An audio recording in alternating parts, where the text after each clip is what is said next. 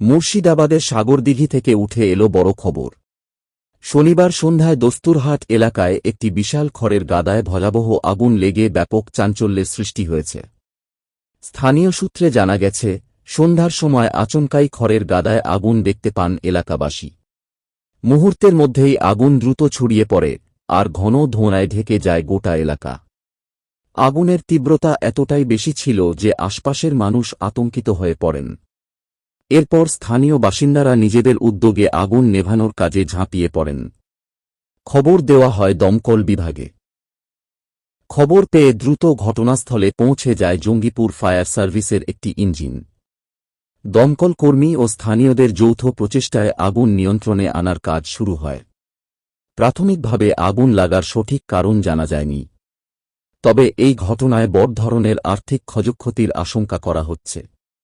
প্রশাসনের পক্ষ থেকে আগুন লাগার কারণ খতিয়ে দেখা হচ্ছে। ঘটনায় এখনও পর্যন্ত কোনো হতাহতের খবর পাওয়া যায়নি।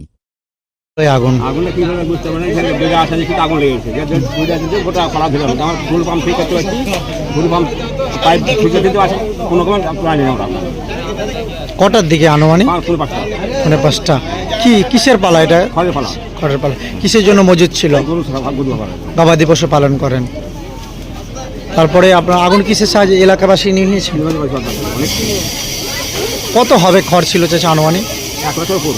1 লাখ, প্রায় 20 বিঘা। কি নাম আপনার? আমার নাম আছে। কে হয় ওনা জেনার বাড়িতে? আপনার দাদা হয়। কোন এলাকা চাচা? ধনশীল বাগান। কোন অঞ্চল? গবাদি পশু বাড়িতে আছে, পালন করে উনি। তারপরে কিভাবে আপনারা আগুন নিভালেন? আমরা জল দিয়ে প্রতিবেশীর সাহায্যে। কটার দিকে আগুনটা লাগে দাদা? 4:45।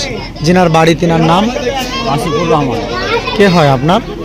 আমাদের প্রতিবেশী দাদা। দাদা হয় আপনাদের।